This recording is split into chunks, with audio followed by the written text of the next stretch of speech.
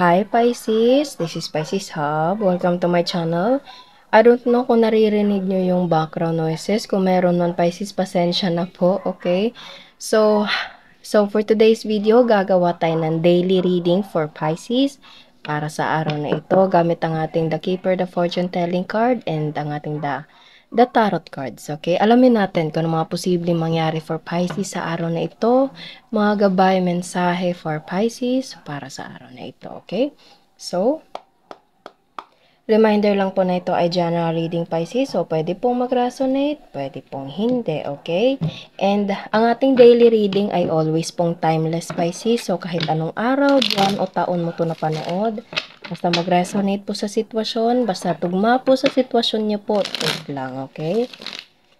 And ang mga energies na lalabas dito, ma-feminine or masculine man, ay pwede po sa babae, sa lalaki, or sa LGBT man, okay? Mga Pisces, or yung mga taong dinidim ni Pisces na konektado sa ating reading. Okay? Pag hindi po tugma, hindi po mag-resonate, wag pong ipilit Pisces po, okay? Teka, yun.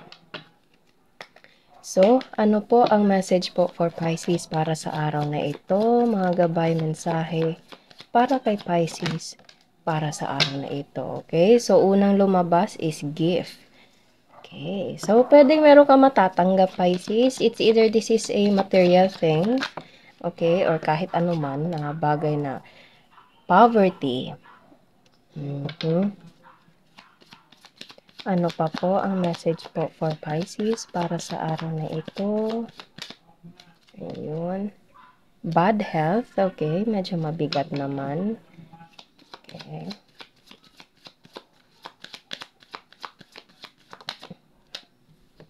And concern. There is someone na concern, or pwedeng merong concern sa'yo, or pwedeng ikaw ay concern sa isang tao, Pisces. Okay. Bigla ko naririnig yung word na gusto kanyang alagaan or gusto mo siyang alagaan, Pisces. Meron ganun, okay? So, there is someone na magle-lend ng hand sa'yo, Pisces, because of something na alam niyang pwedeng ito ay merong connection sa pera or sa trabaho, or pwedeng nasa trabaho ka, Pisces, pwedeng sobrang hardworking mo, and there is someone na parang gusto kanyang alagaan, gusto kanyang pagsilbihan, Pisces. Okay, ganun yung nararamdaman ko dito, okay?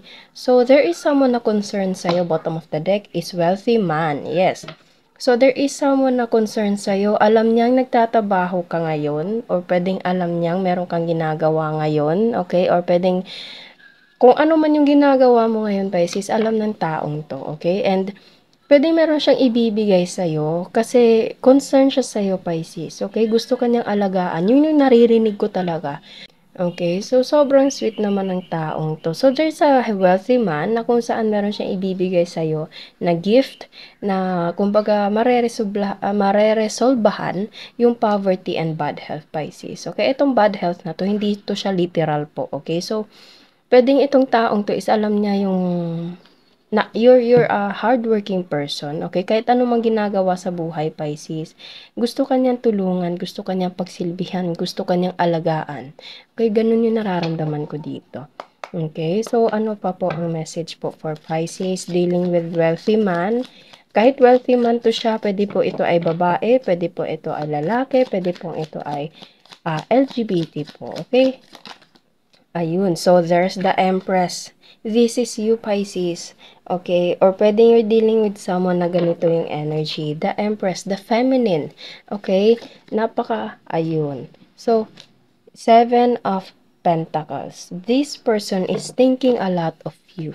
Or, kumbaga, iniisip ka niya, Pisces. Alam niyang nagtatabaho ka, you're a hardworking person, or this person is a hardworking person, and alam mo yun, sobrang lalim ng iniisip ng taong to, and andun yung word talaga, bigla, umiikot talaga sa utak, sa pandinig ko ngayon, gusto kitang alagaan, yun.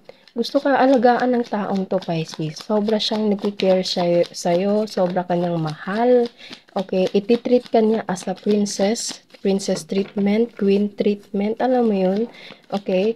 Or kung masculine energy man itong nanonood na Pisces ngayon, you're dealing with someone na sobra mong mahal, okay? Andun yung parang sa sobra mong mahal tong taong to or sobra kang mahal ng taong to, Pisces, gusto mo siyang alagaan or this feminine energy is gusto kang alagaan kasi napaka-hardworking mo and naa-appreciate niya yung ginagawa mo sa kanya, Pisces, kaya gusto niyang ibalik yung pag-aalaga na ginawa mo sa kanya, okay? So, you're a masculine energy dealing with feminine na gusto kang alagaan, okay? Pwede meron kang ah puwedeng pagod ka sa trabaho, puwedeng kumbaga meron kang nararamdaman sa katawan ngayon or anything, Pisces. Ikaw ay isang masculine na there's a feminine na na-appreciate niya yung ginagawa mo and gusto kang alagaan, gusto niyang ibalik yung mga pag-aalaga na ginawa mo sa kanya, okay?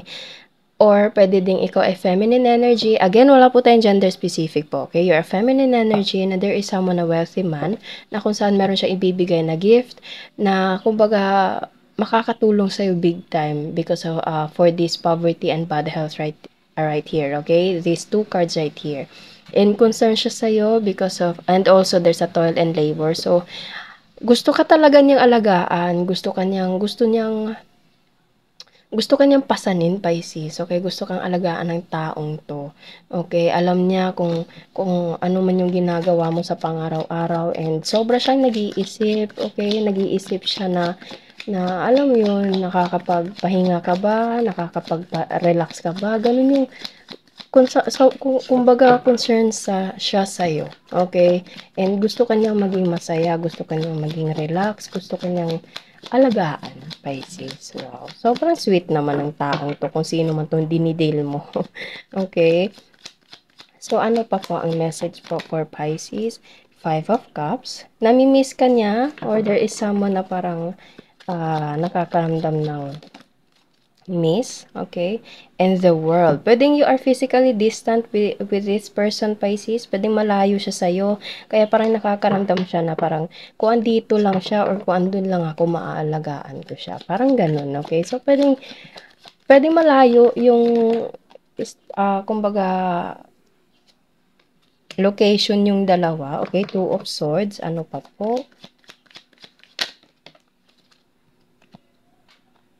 Page of Wands. Okay, he or she's taking an action. He or she's planning for something, Pisces, because of this Page of Wands. Okay, bottom of the deck is Justice. Okay, so parang sa nararamdaman ko, merong gagawing action itong taong to, okay, towards you, Pisces, kasi kumbaga ando na yung pwedeng realization na this person wants you to be with him or with her. Okay? Kasi gusto ka niyang alagaan. Paano ba to? Hindi siya kasya. Okay? Hanapan ko muna saglit ng Pisces, ha. Hanapan ko muna ng para makita lahat ng cards. Okay, so again, this person wants you to be with him, to be with her.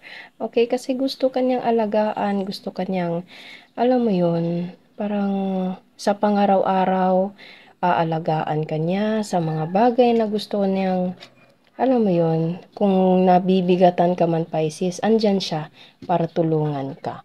Okay, saglit lang po, medyo kasi, ayan, para makita lahat ng cards. Okay. So, there is someone na parang nakakaramdam ng lungkot na sana andun ako or sana andito siya para maalagaan ko siya, magawan ko ng mga bagay, mapagaan yung buhay niya. Ganun yung nararamdaman ko dito for this person, Pisces.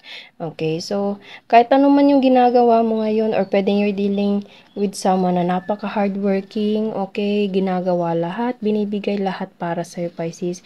And alam mo yun, gusto mong alagaan itong taong to. Pwedeng kayo ay LDR and pwedeng nagsabi siya sa'yo na medyo masakit yung katawan niya, medyo masakit yung ganito, or pwedeng ganito yung nararamdaman niya, ganyan-ganyan, okay? So, iniisip mo na sana andun ako para alagaan siya. Okay? Andun, yun yung yun yung magiging title natin ngayon, Pisces. aalagaan ka ng taong 'to. Okay, gusto ka niyang alagaan. Okay, so sobrang mahal ka ng taong 'to, Pisces, and na-a-appreciate ka niya, naaalagaan ka niya, and gagawin niya lahat.